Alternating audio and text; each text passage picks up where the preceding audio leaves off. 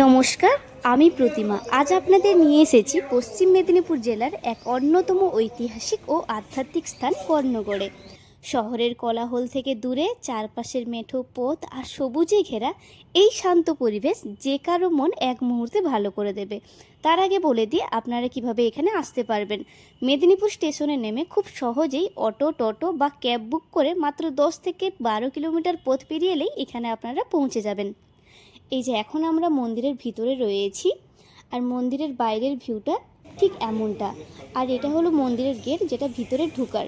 তো আপনারা যারা মন্দিরের প্রসাদ খেতে চান, তাহলে আপনাদেরকে এই প্রথমে গেটে ঢুকেই এখানে টিকিট করে নিতে হবে, যেটা ঠিক 12:30 থেকে 1টার ভিতরে প্রসাদ খেতে দেয়। এখানে এসে প্রথমেই আপনারা দেখতে পাবেন ঐতিহ্যবাহী দেবী মহামায়ার মন্দির। তবে মন্দিরের ভিতরে আমি ভিডিও করতে পারিনি, যেখানে মহামায়ার মূর্তিটা রয়েছে, কারণ ওখানে ভিডিওগ্রাফি বা ফটোগ্রাফি বন্ধ ছিল, মানে করা যাবে না। তো এটা ছিল মন্দিরের বাইরে। এই মন্দিরের পাশেই কিন্তু রয়েছে শিব মন্দির, এই যেটা তোমরা দেখতে পাচ্ছ। চলো আমি তোমাদের পুরো মন্দিরটা খুব ভালোভাবে ঘুরে দেখাই।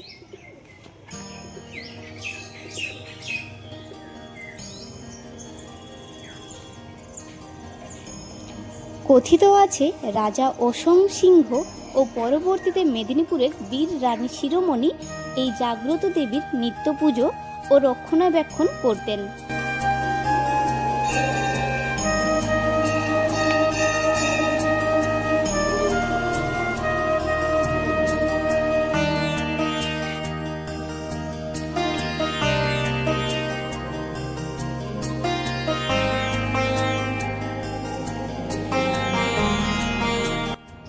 মন্দিরের পাশেই দেখলাম একটা ছোট জলাশয় রয়েছে।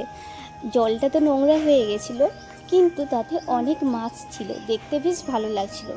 আর ঠিক তার পাশেই আরেকটা মূর্তিও দেখতে পাই। আর তারপর ঠিক আমরা যে কুপনটা কেটেছিলাম, এটাই হলো আমাদের সেই কুপন। এই কুপন নিয়ে আমরা ভিতরে গিয়ে দেখাবো, তবেই আমাদের কিন্তু প্রসাদ দেওয়া হবে। তো জায়গাটা বেশ ভালো ছিল, আমার তো খুব ভালো লেগেছে সত্যি। খুব সুন্দর ও মন ভালো বা শান্ত করার জন্য কিন্তু বেস্ট। এর পাশেই কিন্তু আরও একটা ঘোরার জায়গা আছে, ওটাও আমি কিন্তু তোমাদের দেখাবো। তো প্রথম বলি, এই যে মন্দিরের প্রসাদ এখানে খাওয়া হয়, সবাই কিন্তু লাইন ধরে বসে গেছে, আর আমরাও চলে যাই। আর ঠিক খাবারের জায়গায় বসে এই যে আমাদেরকেও আমাদের ভোগ দেওয়া হয়। তো ভোগে ছিল খিচুড়িও ছিল, তো ওটার ভিডিও বানানি। আর ঠিক এরপরেই আমরা এখন সোজা চলে যাব কর্ণগড় ফোর্ট বা রানী শিরোমণির গড়ের ধ্বংসাবশেষ, যেটা 1798 থেকে 99 সালের ঐতিহাসিক চুয়াড় বিদ্রোহের সাক্ষী এই গড়, যেখান থেকে মেদিনীপুরের লক্ষ্মীবাঈ নামে পরিচিত রানী শিরোমণি ব্রিটিশদের বিরুদ্ধে লড়াই চালিয়েছিলেন তিনি। আজ হয়তো সেই রাজপ্রাসাদ আর নেই, কিন্তু ভগ্নপ্রায় বিশাল প্রাচীর আর প্রাচীন বোর্ড অস্বস্তের ছায়া ঘেরা এই নীরব স্থানটি আজও ভারতের বীরত্বগাথাকে নীরবে বহন করে চলেছে। তাই ইতিহাস ছুঁয়ে দেখতে এবং পরিবারের সাথে একান্ত শান্তিতে একটা দিন কাটাতে কর্ণগড় নিঃসন্দেহে একটি অসাধারণ স্থান। রানী শিরোমণি নেই।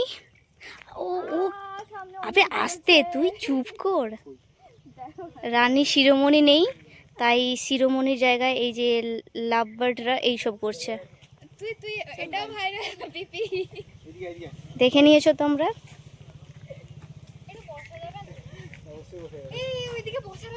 আরে হ্যাঁ আছে,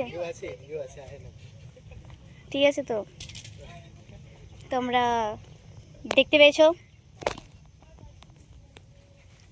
আমাকে ভালো লাগছে তো, সুন্দর লাগছে, কিউট লাগছে। ঘেমে গেছি, আমি অনেক ঘেমে গেছি। তবে জায়গাটা কিন্তু বেশ ভালো ছিল। আর পাশেই দেখো কত বড় একটা জলাশয় রয়েছে। তো গরমের দিনেও বেশ ভালো, কারণ জলাশয় যেখানে আছে আর এত গাছ আছে, তো বাতাস তো খুব ভালো হয়, তোমরা বুঝতেই পারছো। আমার তো জায়গাটা বেশ ভালো লেগেছে। তো তোমরা কারা কারা এখানে এসেছো, কারা কারা ঘুরেছো, আমাকে কিন্তু অবশ্যই কমেন্ট করে জানাও। আর তোমাদের কিন্তু এই ভিডিওতে সবথেকে বেশি কোন জায়গাটা ভালো লেগেছে ওটাও কিন্তু আমাকে জানাও। আর যারা আসতে চলেছো বা প্ল্যান করছো, তো তোমাদের যদি আরও কিছু ডিটেলস জানার থাকে, তাহলে আমাকে অবশ্যই কমেন্ট করতে পারো, আমি তোমাদের সবটা জানিয়ে দেব। আজকের ভিডিও এখানেই শেষ করছি। পরের ভিডিওতে দেখা হচ্ছে। Bye bye.